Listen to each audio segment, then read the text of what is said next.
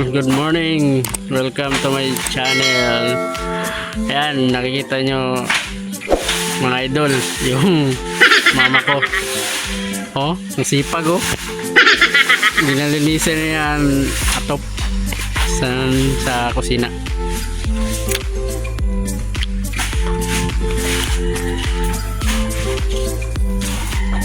Ay, silot. Ito yung mga ganap dito sa bahay, mga idol. Silot. Oh, hay ka naman.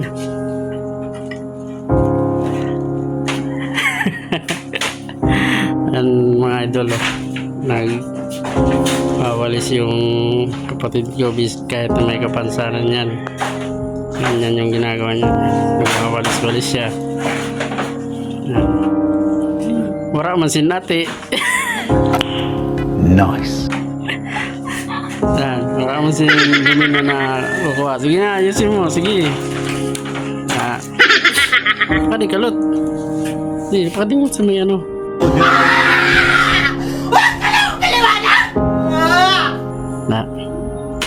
Mga idol, ito yung bahay namin na maliit lang pero at least masaya.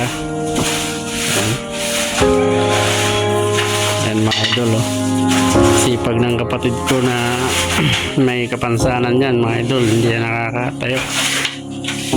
Sige nga Lot, subukan mong tumayo. Yan, oh. Hindi yan nakakalakad mga idol. Yan. Hindi rin siya nakapag-aral, tapos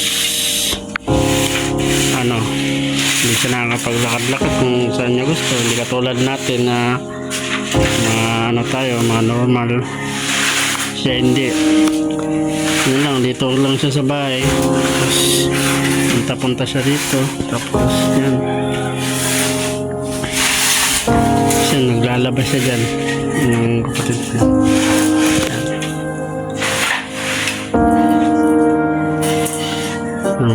Ganyan lang buhay niya mga idol. Tuwang-tuwa na siya. Tapos dito manunod lang siya ng TV. Tapos pag oras na kakain siya dyan.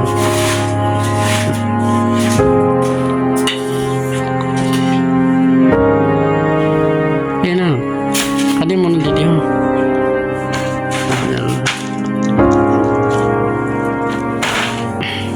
Ayan mga idol, sa mga bago pa lang sa YouTube channel ko, paki-subscribe naman po para palagi kayong updated sa mga susunod ko na mga video.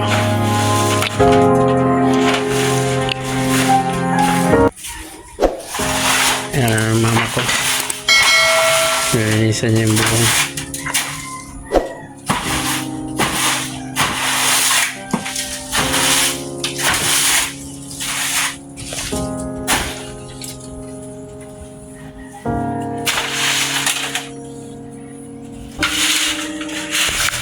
Kumain ka na naglabalot? Kumain ka na naglaba? Wala pa? Malaba ka na naman yan. Ha? Dili ka malaba yan? Saan ka malaba? Sudadlaw? Nagkaon ka na? Wala pa?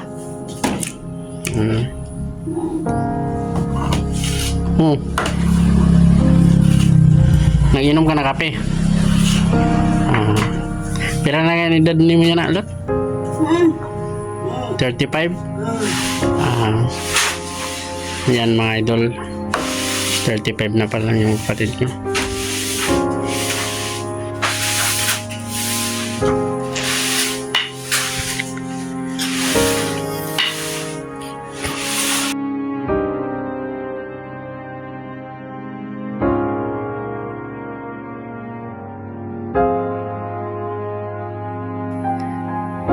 Kita maghurar, kaso dugay-dugay pa, 2028 pa. Hindi, tanmark lang. Kung mag-tanmark sa tapos si assist talay ikaw. Didi sa eskulahan. Wheelchair, maayo pa ng wheelchair mo? Ito ninatag sa'yo mo? May kung anong pena, mayo. Mayo pa niya wheelchair ma? Nagaano pa? Nasasakyan pa niya? Ha? Dili pa sila? Ang wheelchair? Sino ba naghatag sa saya? Sino ba naghatag sa iya sana? Si Dayan. Si Ma'am Dayan. Kitaon tayo tulot ang wheelchair mo kaya tunda noon. Taon takon mayo pa. Kaya para may itong surasakyan mo daw pag magawas ka. Tulak tayo ikaw. Ano ba?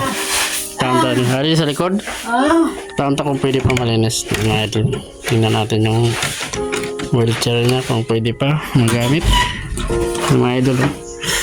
Sira na to. Ito yung kusina dati. Kaso nasira na. Tapos ano na talaga siya, matagal na bahay. Tapos siyempre ilang bagyo na rin dumaan. Yan yung bubong niya. Sira na. Ito. Ito mga idol yung wheelchair niya. Ewan ko kung maayos pa to. I-check ko to.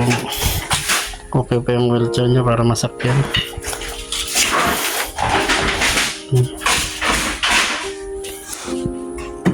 Yan, nilinisan ko yan para masakyan niya. Na ano pa man lot, ano pa ho? Pwede pa maano. Pwede pa masakyan, linisan lang. Linisan tayo na. Ha? Lot. Atong linisan.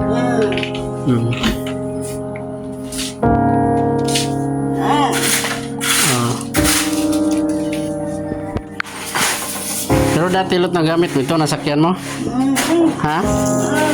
Nasakyan mo dati? Sino man nagano? Sino nagtulak sa'yo mo?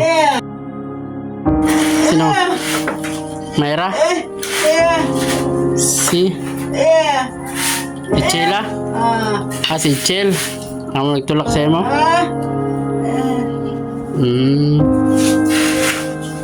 Ang galing na gano'n sa'yo mo, nagtulak.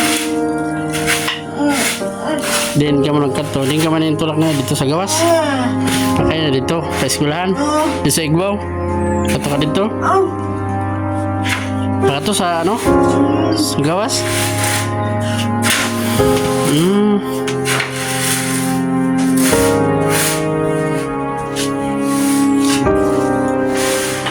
Yan mo man yan anate. Dito. Sa labas, sige tipo na.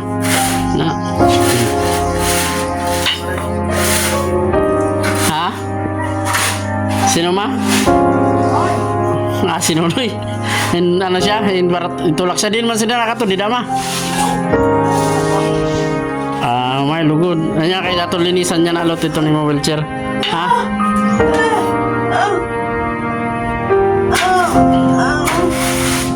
Makalawang? Hindi atong linisan kay buta ta sin tang kasuntan kalawang.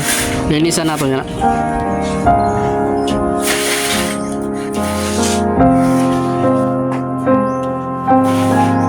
Ayan muna mga idol, kasi lilinisan ko muna yung wheelchair ni Ilot.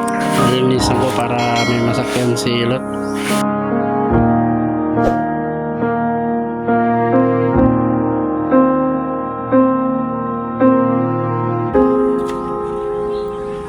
Yan mga idol, ganyan lang po kung paano tumakbo ang buhay niya dito sa bahay. Palagi lang po siya dito sa loob. Tapos yun, minsan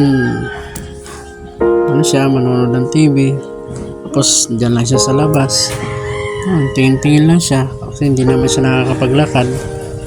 Tapos yun, kung sino yung mayroon, binibigyan namin. Madalas humihingi sa akin ng pera, kaya yun, kasi pambili din niya ng sabon kasi minsan naglalaba kasi yan siya mga idol. Kahit ganyan lang siya pero masipag yan mga idol, nagwawalis sa bahay. Tapos yun, naglalaba siya ng mga damit niya. Tapos yun,